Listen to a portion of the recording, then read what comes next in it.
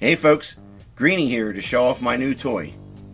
Here we have what was once an NBA Jams Shaq Arcade1UP countercade that has been transformed into a Dragon's Lair Partycade capable of playing about 15,000 games through 30 to 40 console and MAME emulators. The NBA Jams Arcade1UP machines have been misadvertised as having a lighted marquee, which was essential to me, but the one that was used for mine did not. So a special lighted marquee was installed against the Dragon's Lair theme that I wanted. Now, backtracking a little bit, it was around 2019, and I'd found a company run by Neil Henry called Old Made New. I believe he's on the West Coast, somewhere maybe Upper West Coast, Seattle maybe. And he modded these old Coleco arcade replicas. Now, the one you see here, he had modded a Pac-Man version, and he put a Raspberry Pi in it, and it included maybe 800 games, maybe 1,000, including MAME and a small handful of home gaming emulators. It had Dragon's Lair in it. I asked him if he could put that on it.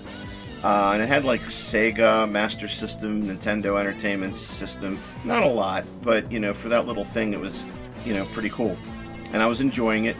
And now 5 years later, you know, I'm finding out that the gaming technology has grown exponentially, and you can now find units with dozens of emulators with thousands of ROMs.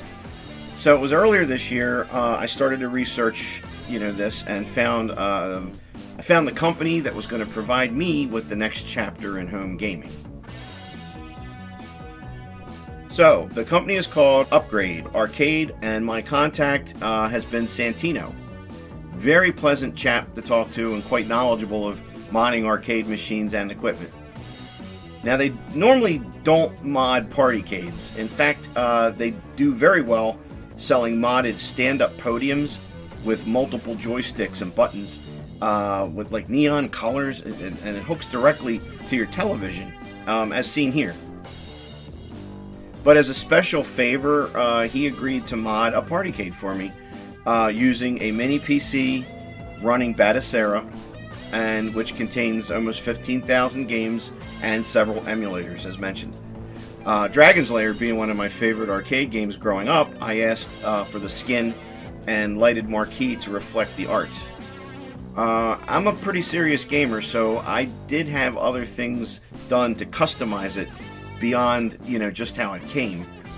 I wanted to be able to play double joystick games like Karate Champ and Crazy Climber.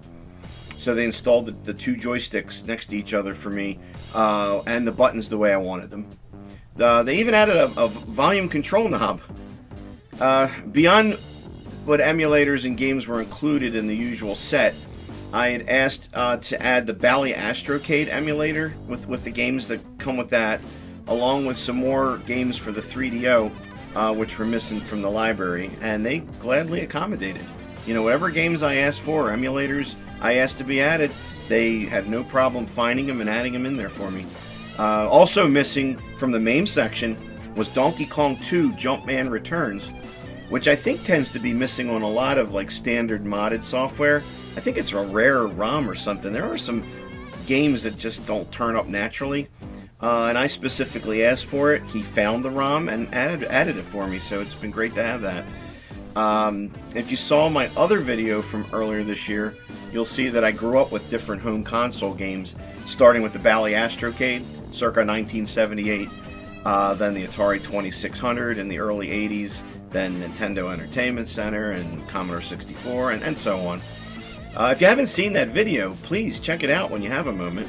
I have the link in the description below, and see how many of those old home gaming systems you grew up with or used to play, or which ones you did have. I'd like to hear. Essentially, I wanted not only the home gaming consoles in which I grew up, but the ones I didn't have or couldn't afford, like ColecoVision, Atari 5200, Intellivision, and such. It's been really cool trying out those games to see what I was missing back in the day. And I found the Mega Mania and Pitfall 2 on Atari 5200 are much more enjoyable than that of the 2600 versions. More about showing off the games and my favorites in a future video, though. Next, I will show you the breakdown of what's on this baby. There's a favorites folder, so you can build your own group of games without having to go through thousands of other games to find what you're looking for. I've gone through pretty much all the games in the last month or so on this thing, and my favorites folder's built up to around 350 games, variated between arcade classics and my favorite home consoles, and I've even favorited some games that were brand new to me, like this modern version of Frogger. Now, to me, that's the way Frogger should have always looked. But, as I said, more on the actual games in my next video. So, now I'm going to scroll through so you can see how fully loaded this thing is.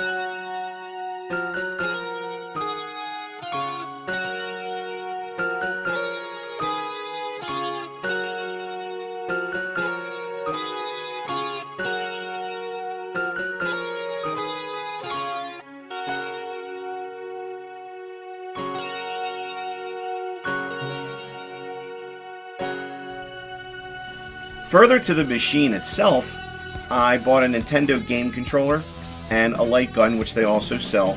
In fact, I think they want you to buy, I think you can plug any controller or light gun into it, but I think they need you to purchase their models because they're the only ones compatible for the games. At least that's what I remember hearing.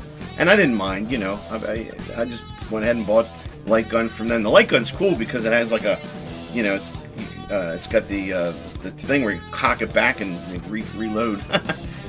So I can play MAME games either with the joysticks or the controllers. I even found a way to pull the dipstick screen up for customizing some of the MAME games. When using the controllers. For example, this MAME version of Donkey Kong, I just reset it to now have 6 lives instead of 3. And you need to attain 20,000 points before you can get an extra Jumpman rather than the standard 7,000. I'm still working on that to see what other games I can find the dipsticks on, or dip switch rather. I keep saying dipstick.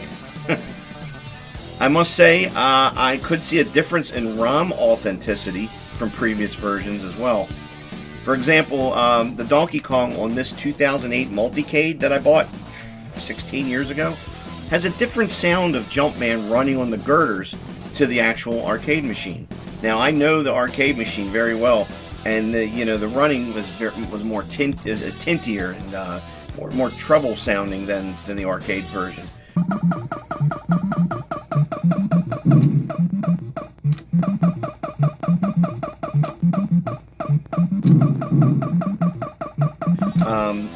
Now on this Donkey Kong included with my new Partycade, the sound is more exact to the machine. It has a more muffled, bassier kind of tone to it. So here's the comparison of that.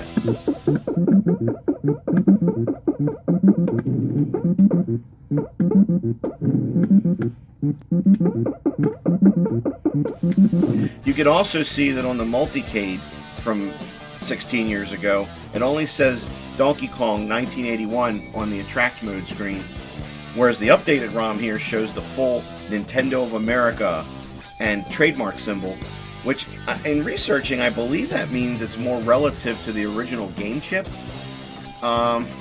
So yeah, I mean, over the years the ROMs have been updated to be closer and closer to their original chip. The light gun took a little time to calibrate, and in some games was a little more difficult, but you know, I got there. You need to make sure there's not a lot of light in the room too, because that'll cause it not to react properly. But I've been playing the hell out of Operation Wolf lately, and even old classics like Duck Hunt have been great to play again. So there you have it, folks. I have to say that this Partycade has met with my full approval, and I have been spending many hours in the evenings and some weekends sampling new games and revisiting old favorites. The guys at Upgrade Arcade have done a wonderful job in making this, and now a few months later, Santino is always available to answer any questions I have, and you know, help me attain the full potential of this baby. I know most of you will want to know the price, so I will say, based on the work done to the unit itself, and as well as my customizing it, I paid just shy of $1,000 for it. It was like $970, I believe. The light gun was $200, and the controller was something like $40 or $50.